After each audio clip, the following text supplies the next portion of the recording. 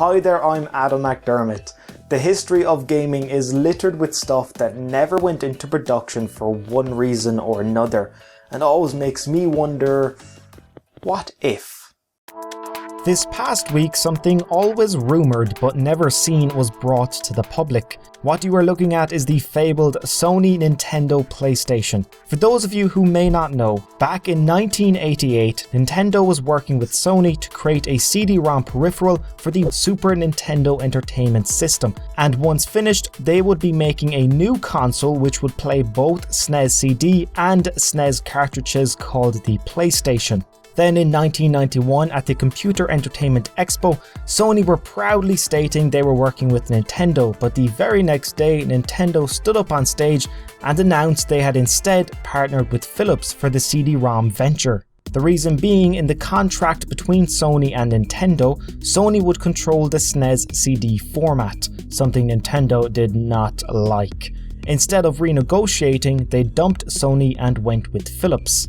What if the deal with Sony never went south? What if Philips were never approached to develop the CD-ROM? This Nintendo PlayStation is such an important part of gaming history. If it had went into production, the landscape of gaming today might be vastly different. Sony and Nintendo could still be partners. We may have gone through the years playing games on the Sony PlayStation GameCube or the Nintendo PlayStation Wii. They would have a huge market share, with Microsoft being an outsider that may have never gotten a foothold in the console space. We might not have an Xbox One. We now know Sony used the CD-ROM technology to create the Sony PlayStation and enjoy a decade of dominance, selling over 100 million units of the PS1 and 150 million of the PS2. Whereas Nintendo found their market share shrinking, with the Nintendo 64 and GameCube selling 33 and 21 million units respectively. I'm sure at some point they might have doubted their decision to not partner with Sony.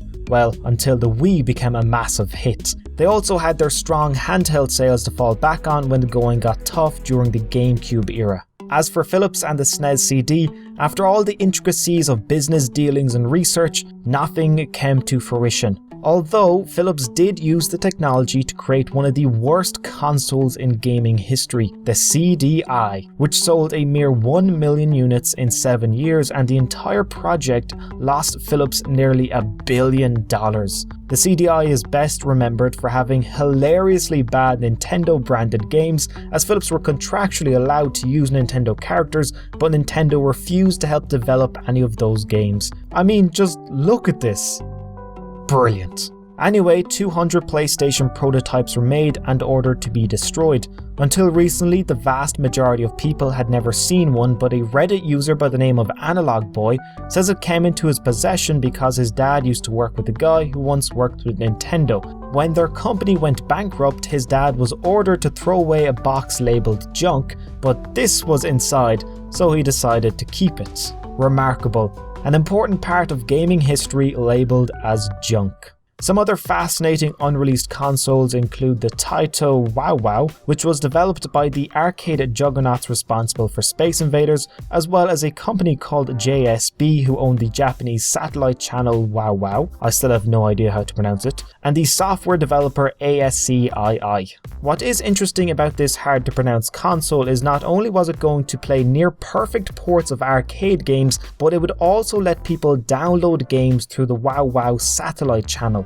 Downloading games in 1992. Although the console never made it to market, the technology was used to create a satellite modem peripheral for the SNES in 1995. People paid a subscription and could play games and read digital magazines from the comfort of their own home. Named the Satellaview, it ran for 5 years and peaked with over 110,000 subscribers in 1997, but was never sold outside Japan. What if it had been? What if it took off in America or Europe? It would only take a couple of enthusiastic business investors to push the technology with sufficient funds, and who knows, we might have been downloading games long before Steam. Another console aiming to make digital downloads a main part of its appeal was the Infinium Labs Phantom. It operated like the upcoming Steam machines, offering a PC experience in the living room with no support for physical media.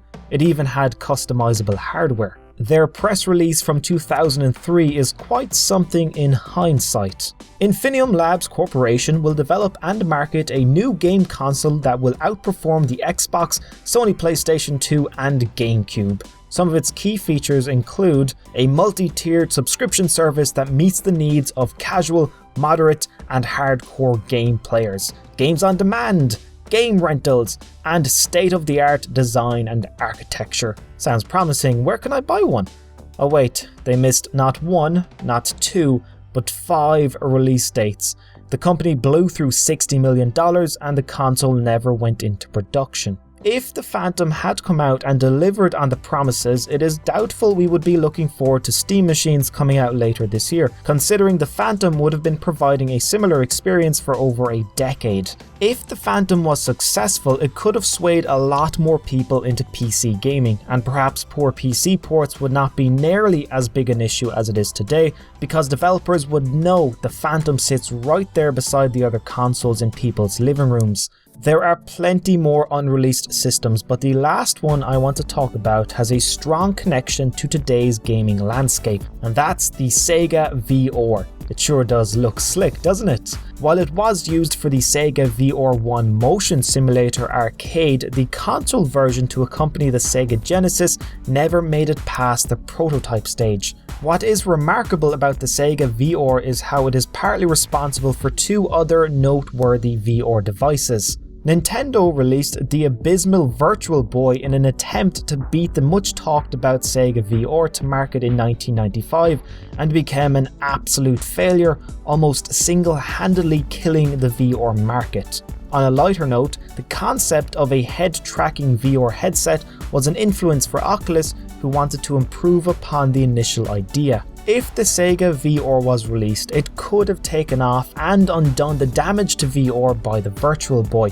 perhaps changing mass opinion. Imagine if VR had been consistently worked on for consoles by Sega for the last 20 years. How much further along would the technology be at this point? With it potentially being such an immersive experience, would non-VR games be in the minority? Imagine if Halo and Half-Life 2 were developed from day one as a VR game, taking full advantage of the technology. The question of what if always fascinates me. History is fun, but not as much fun as speculating about what could have been.